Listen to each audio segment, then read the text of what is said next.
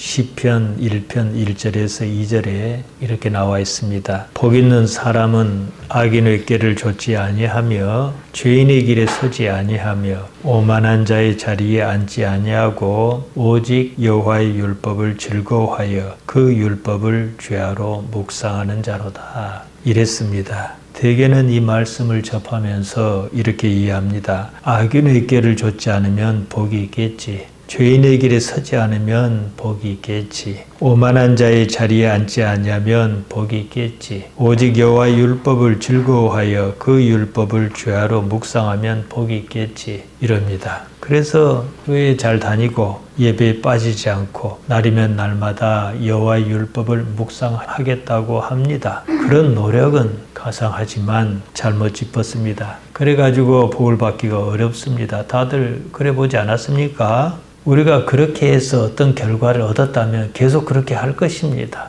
그 말이 틀리다고는 말 못하겠는데 어쩐지 그래지지가 않습니다. 교회 다니는 사람치고 그런 노력을 하지 않은 사람은 없습니다. 애써 보았습니다. 답이 나오지 않아요. 다들 거기서 지칩니다. 그렇다고 다니던 교회를 그만둘 수는 없습니다. 종교적으로 부담스럽습니다. 다른 한편으로 복과는 별개로 나름대로 소속감도 있고 재미도 있습니다. 은연중에 합의를 봅니다. 대충 교회를 다닙니다. 모이고 만나고 어울려 다니고 잘난 체하고 그 재미로 삽니다. 경우에 따라서는 그런 데서 경제적 이득이 있는 경우도 있습니다. 무엇이 가능한 겁니다. 하다 보니까 말입니다. 이참에 아예 막 나가는 사람도 있지 않습니까? 주말마다 광화문에서 마이크를 잡고 그러는 사람을 우리가 봅니다. 명색이 목사입니다. 그 사람이라고 하여 지난 세월에 신앙적 가치를 얻고자 어찌 애쓰지 않았겠습니까? 답을 얻지 못한 겁니다. 목사고 뭐고 다 떠나 거듭나지 못해서 그런 겁니다. 무엇 때문에 그렇게 하는가? 가슴에 손을 얹고 생각하면 그냥 답이 나옵니다. 제가 앞서 인용한 시편의 말씀은 이렇습니다. 복을 받는 조건을 말하는 것이 아닙니다. 어떻게 하면 복 받는다 이 말씀이 아니에요. 복을 받은 사람이 어떻게 행동하는가 그 결과가 어떻게 나타나는 것입니다. 어찌해야 한다 이것이 아니고 복을 받았다는 사실이 우선입니다. 잘 이해해야 합니다. 이를테면 먼저 복 받고 후에 그런 일이 있다 이 말입니다. 복을 받았습니다. 복을 받은 그 사람이 말입니다. 악인의 꾀를 좇을 아무런 이유가 없습니다. 죄인의 길에 설 이유가 없습니다. 복을 받은 그 사람이 오만한 자의 자리에 끼고 싶은 생각이 들지 않습니다. 여호와의 말씀이 마냥 좋습니다. 이르기까지는요, 많은 일을 겪어야 합니다. 살면서 무슨 일을 어떻게 겪었든지 자기 스스로 복을 받았다 하는 사람이 있습니다. 그 사람은 지금 이 말이 무슨 말인지 그냥 압니다. 쉬운 길을 두고 어려운 길로 돌고 돌아서 왔다는 사실을 깨닫습니다. 지금 이 말씀을 받은 사람은 복이 있는 사람입니다. 지금 당장 자신이 처한 삶의 상황과는 상관없습니다. 지금 내가 하나님을 어떻게 아는가 그 사실이 중요합니다. 인간은요, 복을 바랍니다. 살자니까요. 복을 바란다면 무엇을 복이라고 하는가 자신만의 정의가 분명해야 합니다. 누가 무엇이 복이라 한다 해서 그것이 나의 복일 수는 없습니다. 복은 마음이 가 있는 그 무엇입니다. 관심이나 생각이 쏠린 그것이 복입니다. 보다 깊이 말씀드리면 복이란 궁극적 관심이 무엇이냐는 것입니다. 사람의 마음을 가장 쉽게 붙드는 게 뭡니까? 오늘날 말입니다. 돈입니다. 돈이 좋다, 나쁘다 이것을 떠나서 말이에요. 그래서 돈이 많은 것을 복이라고 생각하는 거예요. 제가 아는 어떤 사람이 안타깝게도 젊은 나이에 혈액암으로 죽었습니다. 그냥 쉽게 말씀드리면 돈 있으면 사는 병입니다. 그만큼 돈은 위력이 있어요. 우리 기독신앙은요, 모든 것을 하나님으로 풀겠다고 합니다. 이해하든 이해하지 못하든 인생의 답을 하나님에게서 찾겠다. 이것이 신앙입니다. 그럼에도 인생의 답을 자기 안에서 찾겠다고 합니다. 여기서 대부분이 삐끗합니다. 하나님을 자기 중심에 두지 않고 주변으로 밀어낸다는 거예요. 여기서 문제가 발생합니다. 건강이나 가족 문제나 이런 것은 특정한 상황에서 일어나는 일입니다. 일시적인 현상입니다. 그때뿐이 때문이에요. 건강은 언제나 나쁜 것이 아니기 때문입니다. 돈은 그렇지 않습니다. 돈은 많고 적고를 떠나 생존의 문제와 직결하는 겁니다. 돈은 죽는 날까지, 이 육체가 쓸모 없어지는 날까지 사람을 괴롭힙니다. 그렇다면 우리가 어느 때에 복을 받았다는 느낌을 받느냐는 것을 생각해야 합니다. 우리의 마음이 어디엔가 가 있었습니다. 그런 상황에 대한 결과가 보일 때입니다. 우리의 마음이 하나님께 가 있습니다. 그런 마음을 표현하고 싶습니다. 예배하고 기도하고 그럽니다. 그보다 훨씬 더 현실적이고 감각적인 쉬운 방법이 있습니다. 헌금하는 겁니다. 돈을 내놓는 것이 즐거우냐 이겁니다. 우리가 그러지 않습니까? 자, 이런 말은 교회에서 하기 어려워요. 여러분처럼 어느 경지에 이르는 사람이어야 말을 할 수 있는 것이지 오해하기 십상이거든요. 사도행전 4장 32절에 보면 이런 말씀이 있습니다. 믿는 무리가 한 마음과 한 뜻이 되어 모든 물건을 서로 통용하고 자기 재물을 조금이라도 자기 것이라 하는 이가 하나도 없더라. 이어서 33절에는요. 무리가 큰 은혜를 받았다 그랬습니다. 돈은 옵션입니다. 돈을 내놓는다는 것은 자기 권리를 내놓겠다 이것이에요. 자기 권리를 내놓으면서도 그것이 좋냐 이 말이에요. 뭐 안 좋은 걸 억지로 하겠다 하라 이 말은 아닙니다. 우리는요 하나님과 거래하지 않습니다. 내가 좋아서 무슨 일이든 하려고 합니다. 아주 많은 사람에게 이런 감정은 일시적입니다. 여기까지 와닿지 않습니다. 그렇다 보니까 어쩝니까? 헌금은 그냥 종교 행위예요. 이렇게 하면 복 받는다더라 이러면서 기대를 품는 정도입니다. 자기 생각입니다. 자기 마음이 하나님께 가 있는 사람이 있습니다. 마음이 온통 하나님으로 가득 차 있습니다. 궁극적인 관심입니다. 자기의 그 마음을 어떻게 표현할까 하는 생각이었어요. 돈을 내는 것으로 자기 마음을 드러내고자 했습니다. 우리가 사실 그러지 않습니까? 가장 현실적이며 감각적인 방법입니다. 뭐 그렇게 했더니 자기 나름대로 무슨 결과를 본 거예요. 자기가 한 일에 대한 반응이 있습니다. 우리는 매일의 삶에서 변화를 찾습니다. 일상에서 나름대로 하나님을 감지하려고 합니다. 그것을 가지고 하나님께서 반응하신 것으로 이해합니다. 우리는 그 반응을 응답이라고 말합니다. 하나님께서 직접 나타나시는 경우는 없습니다. 그러나 어떠한 상황에 대해서 내가 공감하고 소위 은혜를 느꼈다 할 때 하나님께서 어찌하셨다 이런 표현을 쓰지 않습니까? 돈을 내는 행위나 돈이 많이 생기는 일이나 이런 일은 무척 감각적입니다. 그냥 피부에 와닿습니다. 내가 그 변화를 충분히 감지합니다. 거기에 감동합니다. 그런 일로서 하나님과 자신이 어떤 관계냐는 것을 확인하는 것입니다. 이러면요 돈이 문제가 아니라는 사실을 깨닫습니다. 이게 복인 거예요. 우리가 하나님을 아버지라 부르지 않습니까? 우리는 하나님께서 사랑하는 내 딸아, 사랑하는 내 아들아 이렇게 불러주시기를 바랍니다. 관계를 모색하는 거예요. 하나님의 아들이란 말은 나사렛 예수님이라고 하는 특정한 사람에게만 쓰는 말이 아닙니다. 나의 실존이 하나님과 어떤 관계냐는 것, 그 정의가 바로 하나님의 아들이란 말입니다. 관계 설정입니다. 복이란 말은 궁극적으로 이 개념입니다. 여기에 푹 빠져야 삶이 평안합니다. 그제서야 불안의 요소가 사라집니다. 지난 시간에 말씀드렸습니다. 인간 의식의 깊은 데에는요, 불안이라는 감정이 자리하고 있습니다. 불안은 평안하지 않은 마음의 상태입니다. 무엇인가 걱정스럽습니다. 그 걱정은요, 지금에 대한 것이 아니라 나중에 대한 것입니다. 동물에게는요, 불안이 없습니다. 내일을 상상하는 능력이 없기 때문입니다. 지금 좋으면 그만인 거예요. 동물에게 두려움은 있습니다. 두려움은 동물이나 인간이나 다 있습니다. 당장 마주한 상황에 대한 일시적인 반응입니다. 자신을 보호하려는 본능에 따른 마음의 현상이 두려움입니다. 불안은 생각에 따른 마음의 현상입니다. 일시적이 아니라 지속적입니다. 자신을 보호하려는 본능이 아니라 존재 그 자체의 본질에 대한 회의 내지는 위기의식에서 비롯한 겁니다. 철학에서 불안은 인간 존재의 밑바닥에 자리 잡은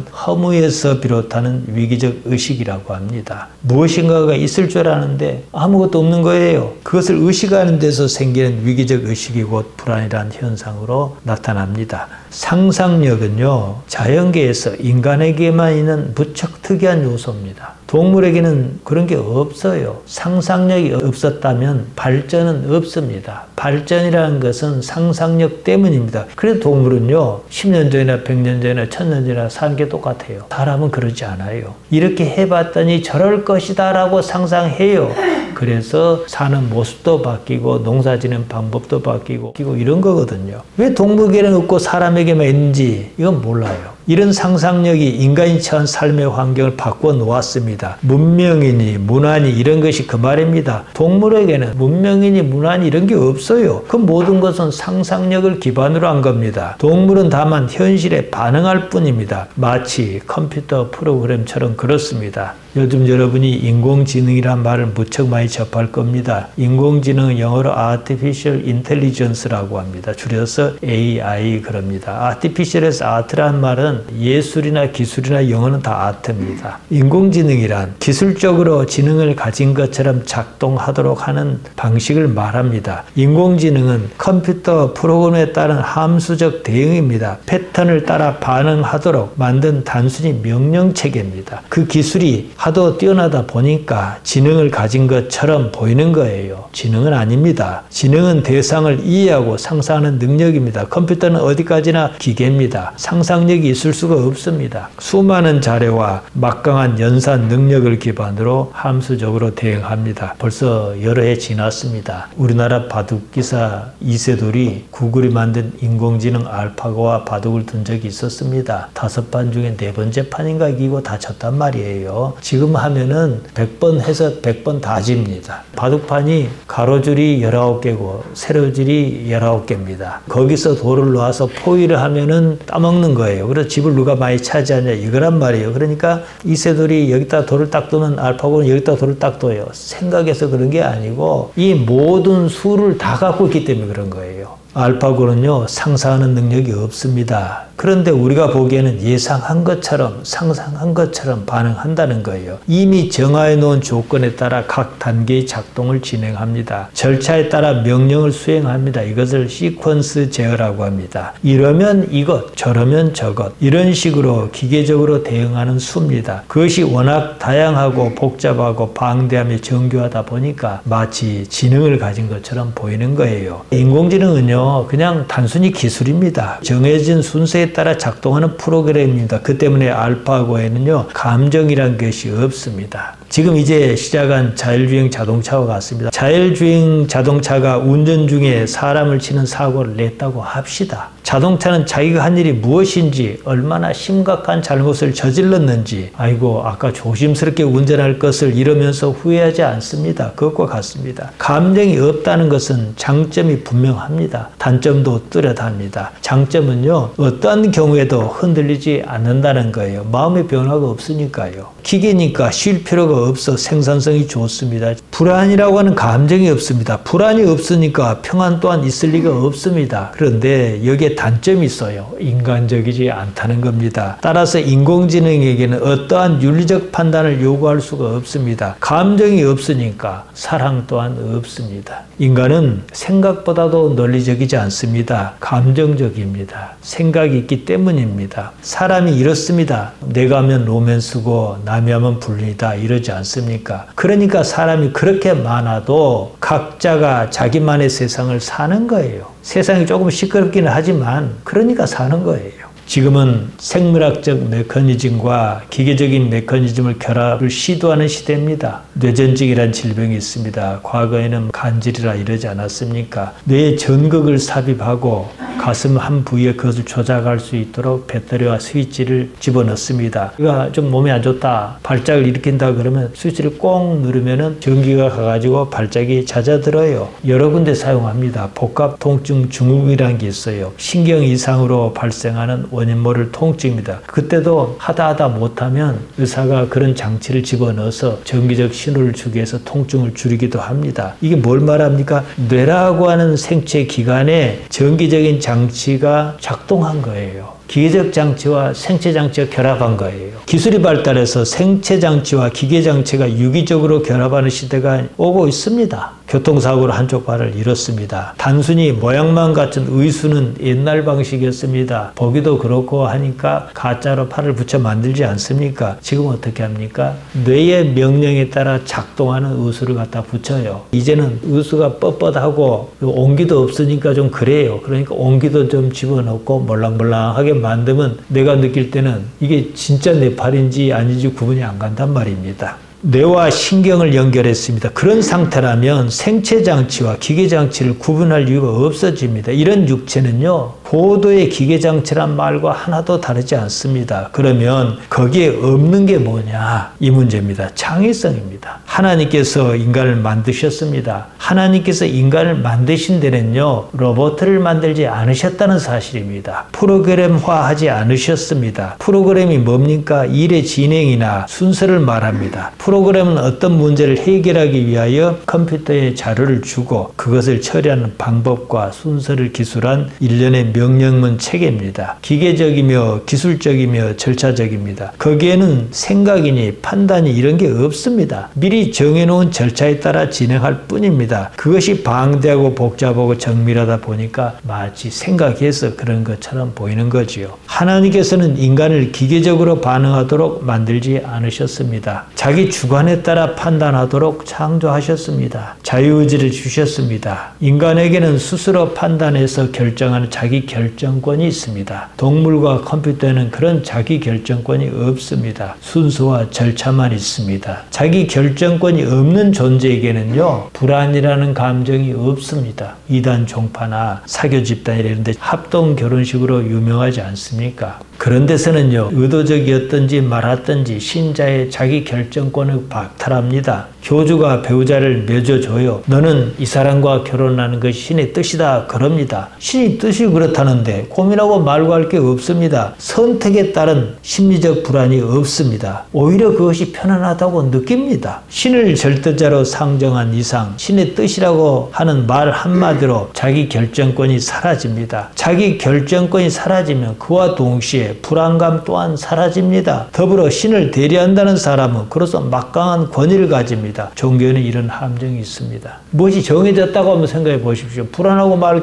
게 뭐가 있겠습니까? 상정이란 어떤 상황을 가정하여 단정하는 겁니다. 당초의 신개념 자체를 잘못 설정했습니다. 그것으로 자기 결정권을 포기하는 행위는 어리석은 것입니다. 이래서 이런 일이 이단 종파나 사교 집단 이런 데 자주 나타납니다. 종교라는 것 자체가 매우 불확실하거든요. 그런 것이 체제 유지에 효율적입니다. 회중은 지도자의 그런 모습에서 무슨 카리스마 같은 걸 느낍니다. 자기 자신을 빼앗겨 놓고 신비스러워하는 겁니다. 인간의 불안한 마음 때문입니다. 기독신앙인도 복잡한 일을 접하면 자기 결정권을 포기하고 싶은 마음이 있습니다. 우선 마음이 편하고 보자 이겁니다. 불안에 시달리고 싶지 않습니다. 그런 사람일수록요, 이단에 잘 빠집니다. 인간이기에 불안이란 감정이 있다는 사실입니다. 불안하다는 것 자체는 지극히 정상적인 겁니다. 자신이 인간이란 증거입니다. 오히려 그것이 복이라는 사실을 깨달아야 합니다. 불안한 자기 현실을 탓하고 좌절할 이유가 없습니다. 그것을 넘어서는 지혜가 필요합니다. 모든 피조물 중에서 오직 인간만이 배부른 돼지처럼 사는 것을 거부합니다. 자기 스스로의 판단에 따라 죽음을 선택하는 유일한 존재가 바로 인간입니다. 불안은요, 생각의 작용입니다. 동물은 상황에 따라 잠시 공포를 느낀다거나 할지언정 불안하지는 않습니다. 불안의 상태는 지속적인 것이지만 현재에 대한 건 아닙니다. 미래를 상상하고 예측하고 예상한 데서 따른 반응입니다. 인간이 장래를 예측하는 능력에 생긴 마음의 병입니다. 삶은 언제나 현재 있는 일입니다. 미래로 인한 불안이 삶을 망친다는 것이 문제입니다. 그래서 예수님께서는 염려하지 말라 그렇게 말씀하셨지 않습니까? 마태복음 6장 34절입니다. 그러므로 내일 일을 위하여 염려하지 말라. 내일 일은 내일 염려할 것이요 한날의 괴로움은 그날로 족하니라. 지금은 염려할 것이 없지 않냐 이 말씀입니다. 그때 가봐야서 알 일을 가지고 왜 지금 염려하느냐 이 말씀입니다. 삶의 자리는요 언제나 지금 여기입니다. 염려할 때 염려하더라도 염려는 내일이 어떻게 할 것이다 이런 뜻입니다. 괴롭더라도 그것은 그날의 것이지 지금 내 것은 아니다 이 말씀입니다. 삶의 현실은요 언제나 지금입니다. 우리는 과거에 살지 않습니다. 미래에 살지도 않습니다. 오로지 지금 여기 삽니다. 염려는 경험에 따른 겁니다. 경험은요, 과거가 가져다 둔 겁니다. 과거를 바탕으로 지금을 건너뛰어 미래를 상상함으로 염려가 발생합니다. 그것이 삶의 당장 지금을 망친다는 겁니다. 염려는 걱정하는 마음입니다. 불안한 감정입니다. 그 자체가 의미하는 바는 자기 스스로가 하나님께서 창조하신 인간이란 증거 외에는 얻을 것이 없습니다. 그 다음은 거기서 벗어나는 겁니다. 불안을 뛰어넘어 다른 세상을 꿈꿔야 합니다. 불안에 매이지 말라 이 말씀입니다. 인간은 동물과 유전적으로는 거의 대부분이 같습니다. 특히 침팬지나 오랑우탄 같은 유인원과 같을 정도로 일치합니다. 인간을 동물과 구분할 수 있는 결정적인 것을 꼽는다면 인간은 생각한다 이것입니다. 과거 경험에 대한 해석을 근거로 미래를 상상합니다. 염려는 그런 마음에서 비롯한 마음의 작용입니다. 앞으로 일어날 일을 미리 헤아려보는 능력에서 불안이 생깁니다. 지난 삶은 돌이켜보면 좋았던 적이 그다지 많지 않습니다. 좋지 않았던 그 경험이 뇌리에 쌓입니다. 안전에 대한 욕구가 발동합니다. 앞으로 좋지 않으면 어떡하지? 이러면서 불안합니다. 방어기 됩니다. 생각이 없으면 불안하지 않습니다. 그 때문에 저는 일찍이 그것을 근원적인 불안이다 이렇게 정의했습니다. 인간이기에 보듬어야 하는 겁니다. 불안이 꼭 나쁜 것만은 아니에요. 그것이 자신이 인간이란 사실을 확증하여 주기 때문입니다. 이 불안에는 양면성이 있습니다. 불안이 인간 스스로가 인간임을 인식시켜주는 동시에 인간을 평안하도록 놓아주지 않습니다. 불안감이 지나친 상태를 계속 유지한다면 그것이 바로 지옥입니다. 그 때문에 우리는 육신으로 살고 있는 지금 어떻게든 불안을 평안으로 바꾸겠다 이러지 않습니까? 인간에게 주어진 지상 명령입니다. 누구나 반드시 지켜야 하고 반드시 극복해야 합니다. 예수님께서 말씀하신 복음이 그것입니다. 어떠한 상황에서 평안한가 이 문제입니다. 예수님께서 제자에게 떠나신다는 암시를 하는 말씀을 자꾸 하셨습니다. 누가 보더라도 죽는다 이 말씀이었습니다. 제자는 불안했습니다. 요한복음 13장 26절에서 보면 베드로가 말합니다. 주여 어디로 가시나이까? 하고 여쭙습니다. 예수님께서는 앞으로는 함께 하시지 않겠다 하십니다. 상상만 해도 불안했습니다. 예수님께서 그 불안을 해소해 주실 필요가 있었습니다. 요한복음 14장 1절입니다. 너희는 마음에 근심하지 말라. 하나님을 믿으니 또 나를 믿으라. 너희는 불안하다 이 말씀입니다.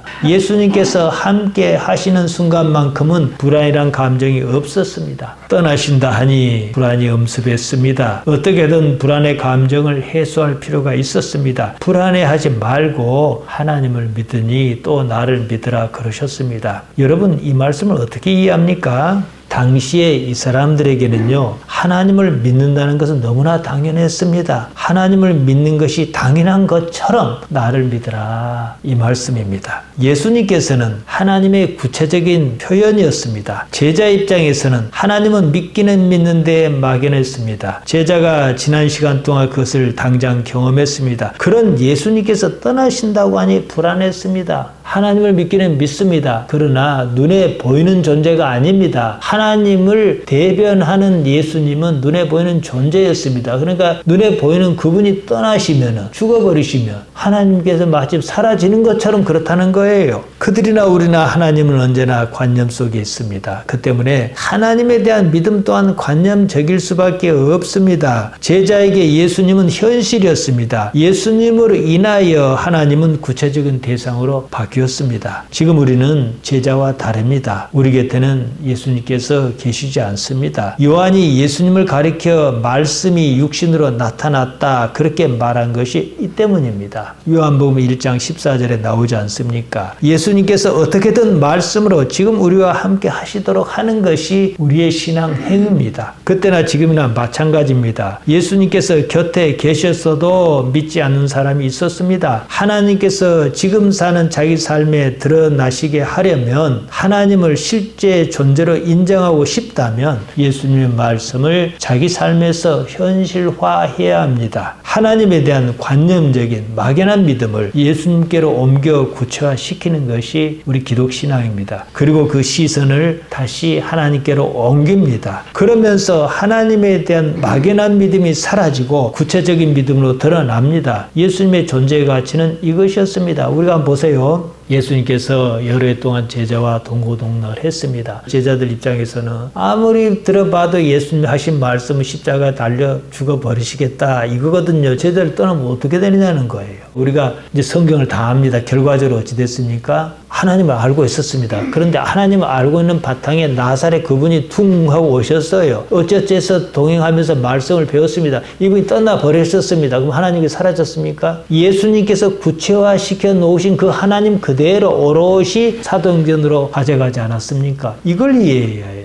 우리는 무엇으로요? 말씀으로요. 지금 제자는 예수님의 곁에 있습니다. 여러분이 제자 중에 한 사람이라고 생각해 보십시오. 예수님 곁에 있는 한 믿음은 참 쉽습니다. 당장 눈에 보이는 현실입니다. 소경이 눈을 뜨고 기머거리가 듣는 것을 보았습니다. 38년이나 병상에 누워 지내던 병자가 일어나 자기 침상을 들고 걸어가는 것을 보았습니다. 그때 그 믿음은 그냥 현실이었습니다. 이제 예수님께서 떠나신다고 하십니다. 믿음도 함께 떠날 위기에 직면했습니다. 실제의 믿음이 관념의 믿음으로 되돌아갈 판이었습니다. 예수님을 믿는 실제의 믿음이 하나님을 믿는 실제의 믿음으로 나타나야 하는 필요가 생겼습니다. 이 때문에 우리로서는 한두 마디 하시면 다 알아들을 말을 요한복음 14장에서 그토록 길게 말씀하시는 거예요. 평안을 말씀하십니다. 사실은 제가 방금 말씀드린 대로 믿음에 대한 말씀입니다. 예수님께서 떠나셔도 불안하지 않다면, 계속해서 평안하다면, 예수님께서 곁에 계신 것처럼 평안하다면 그 상태에서 믿음이 실제 믿음이라는 거예요. 한마디로 안심하라 이 말씀입니다. 이것을 마치 증명이라도 하시려는 듯 요한복음 14장에서 길게 말씀을 이어가십니다. 요한복음 14장 2절에서 3절입니다. 내 아버지 집에 거할 것이 많도다. 그렇지 않으면 너희에게 일렀으리라. 내가 너희를 위하여 처소를 예비하러 가노니 가서 너희를 위하여 처소를 예비하면 내가 다시 와서 너희를 내게로 영접하여 나 있는 곳에 너희도 있게 하리라. 이 말씀을 올바르게 이해하는 사람이 극히 드뭅니다. 이 말씀에서 어떤 그림을 그립니까? 예수님의 의도와 달리 천국, 천당, 극락 이런 세계를 상상하지 않습니까? 그 말씀이 아니에요. 여기서 집이란 말이 나오고 처소란 말이 나와요. 집은 오이키하고 사람이 사는 집입니다. 처소는 토포스입니다. 집이든 처소든 어떤 장소를 말하지 않습니까? 별말 아니에요. 거할 곳 모네입니다. 묵을 때 있을 때예요. 그러니까 여기서 의미상 모네가 핵심이에요. 집이라고 말했던 처소라고 말했던 거할 곳, 거처 아니겠습니까? 흔히들 천국을 어찌 생각합니까? 저기 어디라고 생각합니다. 그 다음부터는 성경에도 없는 오만 상상력을 동원합니다. 하나님의 나라는 죽어서 가는 그런 데가 아니에요. 거기에 가면 무슨 으리으리한 집이 있다든지 평생 살아보지도 못한 고급 아파트가 있다든지 그런 식으로 자기도 믿지도 않고 잘 모르는 허풍을 떨지 않습니까? 물론 몰라서 그랬을 것입니다. 믿지도 않는 말을 하는 거예요. 생각해보세요. 아무리 좋은 것도요. 하루 이틀이에요. 그 좋은 집에서 무엇을 하며 하루 이틀도 아니고 영원히 살겠다는 것인지 모르겠습니다. 지금의 교회는 믿을 수 없고 믿지도 않는 것을 얘기합니다. 그러니까 결국에는 뭡니까? 여의도로 몰려가고 광화문으로 몰려가고 무엇이 옳고 그른가도 따지지도 않고 세를 과시하고 그러지 않습니까? 예수님께서는 몇 평짜리 으리란 고급 아파트가 있다 이렇게 말씀하신 적이 없습니다. 천국은 무엇과 같다 그러셨습니다. 똑같지는 않지만 그런 성질이다 이것을 말씀하셨어요. 마태복음 13장 44절에서 50절에 나와 있습니다. 천국은 마치 밭에 감추인 보화와 같아. 밭에 보화가 감췄는데 주인 찾았으니까 얼마나 좋아하겠습니까? 그러니까 천국은 깜짝 놀랄만하게 좋은 것이다. 이런 의미예요. 천국은 마치 좋은 진주를 구하는 장사와 같다. 이 진주 장사가 어디서 좋은 진주를 발견했어요. 진주도 좋은 진주 있고 나쁜 진주 있고 그럴 것 아니겠습니까? 이게 웬일이냐 싶은 정도로 좋다 이 말씀이에요. 천국은 마치 바다에 치고 각종 물고기를 모는 그물과 같다 그러셨습니다. 천국은요 이것저것 안 따지고 다 긁어가서 채우는 데다 이 말씀이에요. 그런 성질이라는 거죠. 천국은 장소 개념이 아닙니다. 상태 개념입니다. 지금과는 다른 삶의 상태가 다르다는 것이지 어디로 가서 산다 이거 아닙니다.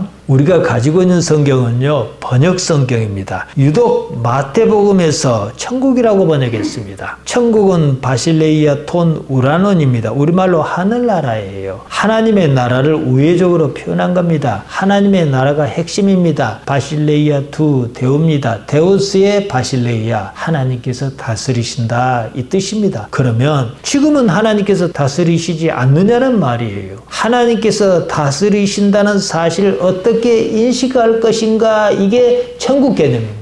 하나님의 나라라는 말이고요. 누가복음 17장 20절에서 21절에 보면요. 바리새인이 예수님께 여쭈었습니다. 하나님의 나라가 어느 때에 임하느냐 그랬습니다. 어느 곳이라고 묻지 않았습니다. 장소를 말하지 않았습니다. 시기를 말했습니다. 예수님께서 답하셨습니다. 하나님의 나라는 볼 수 있게 임하는 것이 아니요. 또 여기 있다 저기 있다고도 못하리니 하나님의 나라는 너희 안에 있느니라. 어떤 상태에 있다 이 말이에요. 장소에 따라 이주하는 개념이 아니라는 겁니다. 상태의 변화 개념입니다. 천국뿐만 아니라 지옥도 마찬가지예요. 불교와 천국과 지옥 개념이 똑같다는 사실 무엇을 말합니까? 불교는 우리와 아주 다른 종교입니다. 그런데 천국과 지옥이 똑같아요. 이게 무엇을 말하겠습니까? 사람이 생각하고 바라는 것이 똑같다 이 말입니다. 물론 초기 불교에는 그런 개념이 없습니다. 예수님께서 내 아버지 집에 거할 곳이 많도다 이렇게 말씀하셨습니다. 여기서 핵심은 뭐라 했습니까? 모네 거할 곳이다 그랬습니다. 살 집이 아닙니다. 다른 말로 하자면 있을 때입니다. 존재의 자리입니다. 그 말이 무엇을 의미하는가를 따져봐야 합니다. 2절에서 내 아버지 집이라 하셨습니다. 어떤 상태입니까? 누가복음 15장에는 돌아온 아들의 비유가 나옵니다. 어떤 사람에게 두 아들이 있었습니다. 둘째가 자기 아버지에게 자기에게 돌아올 분깃을 달라 그럽니다. 아버지가 줬어요. 둘째는 그것을 받아 먼 데 가서 화랑방탕하며 다 써버렸습니다. 막상 돈이 다 떨어지니까 이게 뭐 사는 것이 아니에요. 거지처럼 살다가 아버지 집으로 돌아왔다 이 얘기입니다. 누가복음 15장 17절에서 18절에는 아버지 집에 돌아오기 직전에 둘째가 혼자 말을 한 대목이 나옵니다. 이에 스스로 돌이켜 이르되 네 아버지에게는 양식이 풍족한 품꾼이 얼마나 많은가. 나는 여기서 줄여 죽는구나. 내가 일어나 아버지께로 가서 이르기를 아버지 내가 하늘과 아버지께 죄를 지었사오니 이렇게 자기 혼자 얘기를 합니다. 하늘과 아버지께 죄를 지었다 그랬어요. 하늘 우라노스입니다. 하나님의 보좌를 상징합니다. 올바름을 의미합니다. 자기가 했던 행동이 올바르지 않았다 이거예요. 죄를 지었다는 말이 이를 뒷받침합니다. 죄를 짓다 하마르타노입니다. 하마르티아가 동사로 쓰였습니다. 인생이 아주 엉망진창이 되어버렸다 이 말입니다. 아버지 집 그곳이 어디냐는 거예요. 존재가 어떤 상태에 놓였냐는 것을 말합니다. 불안하지 않은 상태입니다. 아버지에게서 자기에게 돌아올 유산을 떼가지고 딴 데 가서 살면 안 불안할 줄 알았잖아요. 행복할 줄 알았잖아요. 막상 겪어보니까 불안할 일밖에 없는 거예요. 아버지 집이라는 데가 어떤 데냐? 이것을 얘기하는 거지요. 다시 말씀드립니다. 성경에서 말한 천국은 어떤 장소 개념이 아닙니다. 불안하지 않은 상태, 평안의 상태를 말합니다. 천국에 간다는 말이 뭐예요? 상태가 변한 겁니다. 뒤에 나오는 요한복음 14장 27절이 그것을 말합니다. 세상이 주는 것 같지 않은 평안이다 그러셨습니다. 우리가 때가 이르러 죽습니다. 육체를 내던집니다. 그때 존재의 상태가 어떻게 변하냐는 거예요. 어디로 가는 게 아니에요. 예수님께서 떠난다고 말씀하시는 것 때문에 제자는 불안했습니다. 그때부터는 예수님께서 하신 다른 말씀이 귀에 들어오지 않았습니다. 거처를 예비하고 다시 오겠다. 너희를 내게로 영접하겠다. 나 있는 곳에 너희도 있게 하겠다. 이러셨어요. 제가 조금 앞서 말씀드렸습니다. 아버지 집의 개념만 꿰면 그냥 다 이해할 수 있는 대목입니다. 존재의 상태예요. 우리의 실존이 어떤 상태로 존재하는 것이냐 이 말씀입니다. 나 있는 곳이 어떤 곳이겠습니까? 불안의 요소가 일절 없는 곳입니다. 평안의 상태라는 거예요. 평안이 없으면 불안합니다. 예수님께서 내 아버지 집은 거할 곳이 많도다 이러셨습니다. 상황이 바뀐다고 해서 불안할 것은 없다는 거예요. 4절은 이렇습니다. 내가 어디로 가는지 그 길을 너희가 아느니라. 옛날 성경은 알리라 이렇게 번역했습니다. 이 말을 그대로 하면 알 것이란 뜻입니다. 아닙니다. 안다는 말 에이도가 완료형으로 쓰였습니다. 오이다테라고 썼는데요. 내가 이미 알고 있다 이 뜻이에요. 내가 어디로 가는지 그 길을 너희가 오이다테 이미 알고 있다 이 말씀이거든요. 에이도 이 말은 지각한다, 감지한다, 느낀다 이런 뜻입니다. 따라서 오이다테는 내가 몰라서 그렇지 사실은 네가 이미 알고 있다, 감잡고 있다 이런 뜻으로 하신 말씀이에요. 지금 제자는 뭡니까? 긴가민가한 상태입니다. 확실히 이것이다 이렇게 말은 못하였습니다. 그래도 어차피 알 것입니다. 이런 뜻에서 옛날 성경은 알리라 이렇게 번역했지 싶습니다. 도마가 불안해서 여쭙니다. 우리가 그 길을 어찌 안다는 말입니까? 내가 어찌 알고 있다는 말입니까? 않습니까? 그랬습니다. 6절에서 보면 예수님께서는 도마의 질문에 바로 답하지 않으셨습니다. 엉뚱하게도 내가 곧 길이다. 뭐 이렇게 말씀하시는 거예요. 어디로 가신다 말씀하셨으면 그것이 뭐 서울이다, 부산이다 이런 식으로 말씀하셔야 맞습니다. 느닷없이 내가 길이요 이렇게 말씀하시면 어쩌란 겁니까? 그러니까 어디로 간다는 그 개념이 제자가 생각하는 그 개념이 아니라는 겁니다. 아마 이 대목을 제대로 설명하지 못한 요한의 한계인 것 같아요. 장소가 대상으로 바뀝니다. 아버지께로 올 자가 없느니라 그러셨습니다. 어디로 간다는 것이 7절에서는 아버지를 아느냐는 것으로 바뀌었습니다. 빌립이 나섭니다. 8절입니다. 아버지를 보여주옵소서 그리하면 족하겠나이다 이랬습니다. 여기에 예수님께서 또 엉뚱하게 답변하십니다. 나를 본 자는 아버지를 보았다 이러시는 거예요. 그러면 우리가 알기로 어디로 가신다는 그 말씀은 무슨 말씀이라는 것입니까? 어디로 가는 것이 아닙니다. 장소의 이동이 아니라 상태의 변화입니다. 공간의 이동이 아니라 차원의 이동입니다. 이런 차원의 세계가 아니라는 겁니다. 그 차원의 세계에는 불안이 없고 평온한 상태라는 거예요. 그러니까 불안이라는 게 뭐냐? 불안하다 해서 놀라지 말라. 불안해하지 말라. 이 세상이 주는 것이라는 거예요. 그래놓고 나는 아버지 안에 있고 아버지는 내 안에 계신 것을 내가 믿지 아니하느냐 이렇게 말씀하십니다. 지금 내가 하는 말이 내가 스스로 하는 것이 아니라 아버지께서 내 안에 계셔 그 일을 하는 것이다 이렇게 말씀하십니다. 이러다 보니까 알듯 모르듯하게 막 그랬습니다. 이제 우리는 이제 글로 접하니까 또 보고 이럴 수 있잖아요. 나중에는 이제 깨달아집니다. 요한복음 14장 첫 대목을 접하면 누구나 다 예수님께서 어디로 가신다 이렇게 이해합니다. 그러던 것이 어느 순간에는 아버지 안에 이미 계신 것으로 변합니다. 어디로 가는 것이 아니라는 사실을 설명하는데 이 요한의 한계가 뚜렷합니다. 요한이 무엇을 알기는 알았습니다. 설명하기는 참 어렵습니다. 제자는 그래도 불안했습니다. 하도 불안해하니까 16절에서 예수님께서 보혜사